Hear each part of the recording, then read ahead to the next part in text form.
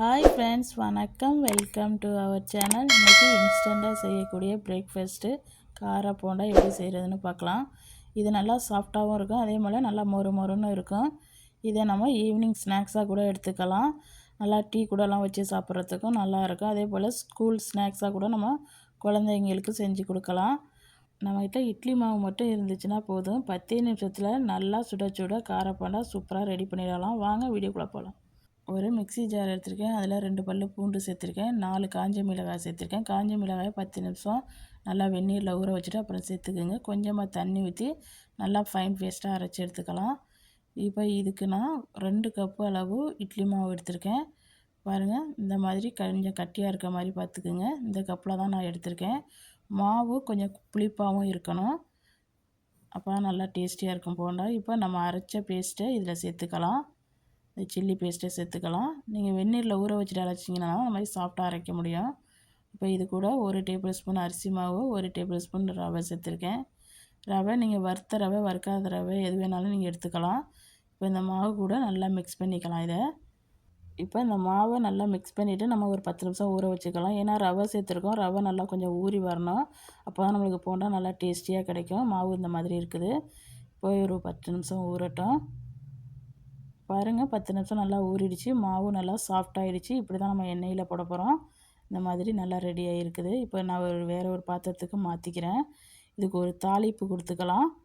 ஒரு கடாய் அடுப்பில் வச்சுருக்கேன். அதில் 1 டீஸ்பூன் எண்ணெய், அது கூட 1/4 டீஸ்பூன் கடுகு, 1/4 டீஸ்பூன் ஜீரகம், 1/4 கப் அளவு வெங்காயம் பொடிசாக கட் பண்ண சேர்த்துருக்கேன். கொஞ்சமாக கருவேப்பிலை சேர்த்துருக்கேன். எல்லாத்தையும் சேர்த்து நல்லா வதக்கிக்கலாம். வெங்காயம் ரொம்ப வதங்கணும்னு அவசியம் இல்லை, இப்போ இந்த மாதிரி இருந்தால் ஓகே. இப்போ இதை நம்ம மாவோடு சேர்த்துக்கலாம். மாவோடு சேர்த்து நல்லா மிக்ஸ் பண்ணிக்கோங்க. உங்களுக்கு மாவு ஒரு வேளை ரொம்ப தண்ணியாக இருந்துச்சுன்னா 1 டீஸ்பூனோ அல்லது 2 டீஸ்பூனோ அரிசி மாவு சேர்த்து மாவை நல்லா கலந்து இந்த மாதிரி எடுத்துக்கோங்க. இந்த மாதிரி மாவை எடுத்துக்கோங்க. நம்ம எண்ணெயில் இப்படி தான் போட போகிறோம். ரொம்ப கட்டியாகவும் இருக்கக்கூடாது, ரொம்ப தண்ணியாகவும் இருக்கக்கூடாது. இந்த மாதிரி கையில் எடுத்து நீங்கள் எண்ணெயில் விட்டிங்கன்னா இந்த மாதிரி விழுக்கணும். இப்போ நம்ம மாவு தயாராகிடுச்சு. நம்ம இதை போண்டா போட்டு எடுத்துக்கலாம். கடாயில் எண்ணெய் ஊற்றிருக்கேன். எண்ணெய் ஹீட்டானது மரவும் இந்த மாதிரி கையில் எடுத்து சின்ன சின்ன உருண்டையாக போட்டுக்கோங்க. அப்படி உங்களுக்கு கையில் போடுறதுக்கு பயமாக இருந்துச்சுன்னா ஒரு சின்ன கரண்டியாக போட்டுக்கிட்டு இப்போ நான் செய்கிறது மாதிரி சின்ன சின்னதாக ஊற்றிக்கிங்க. நீங்கள் பிகினர்ஸாக இருந்தீங்கன்னா நீங்கள் இந்த மாதிரி கரண்டி போட்டு செய்யுங்க, உங்களுக்கு ரொம்ப ஈஸியாக இருக்கும். இப்போ இது 2 பக்கமும் நல்லா வேக வச்சு எடுத்துக்கலாம். ஒரு பக்கம் வெந்ததுக்கு பிறகு திருப்பி போட்டுக்குங்க. இது நல்லா ஃபுல்லாக வெந்து கலர் சேஞ்ச் ஆகி வரும். கோல்டன் ப்ரௌன் கலர் வந்த உடனே நம்ம எடுத்துக்க வேண்டியதான். இந்த மாதிரி 2 சைடும் நல்லா திருப்பி போட்டு வேக வச்சு எடுத்துக்கலாம். நம்ம இதில் சோடாப்பு எதுவும் சேர்க்கலை. நல்லா புசு புசுன்னு எப்படி உப்பி வருது பாருங்கள். நல்லா கொஞ்சம் புளிச்ச மாவாக எடுத்தோம்னா நம்மளுக்கு டேஸ்டியான போண்டா சூப்பராக கிடைக்கும். பாருங்கள், நம்ம சுவையான கார போண்டா சூப்பராக ரெடி ஆகிடுச்சு. எண்ணெய்கிட்ட உள்ள மாவு எல்லாத்தையும் ஊற்றி எடுத்துட்டேன்.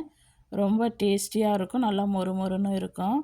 கண்டிப்பாக நீங்களும் உங்கள் வீட்டில் ட்ரை பண்ணி பார்த்துட்டு எப்படி வந்துச்சுன்னு சொல்லுங்கள்.